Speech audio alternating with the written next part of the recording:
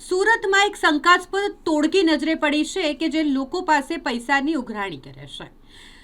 Khatodara Raika circle એટલે ઓઢણા પાસે ઉઘરાણી કરતી આ શંકાસ્પદ ટોળકી 5 મહિલાઓનું ગ્રુપ કે જે રસ્તા પર લોકોને રોકી અને કોઈક અજાણી અજ્ઞાત સંસ્થાના નામ પર લોકો પાસે પૈસાની ઉઘરાણી કરી રહ્યા છે। આવું અનેકવાર આપણે ગુજરાતના અલગ અલગ શહેરમાં અલગ અલગ ગામડાઓમાં જોયું છે અને આ પ્રકારના વિડીયો પણ સામે આવતા હોય છે કે જેમાં આ લોકો સાથે છેતરપિંડી કરતા હોય, ઠગાઈ કરતા હોય અને કોઈ પણ સંસ્થાનું નામ લઈ અને પૈસાની ઉઘરાણી કરતા હોય તેવું ઘણીવાર સામે આવ્યું છે અને તેવું જ કંઈ સુરતમાં પણ જોવા મળ્યું છે અને થોડાક જ અંતરે કટોદરા પોલીસ સ્ટેશન પણ આવેલું છે।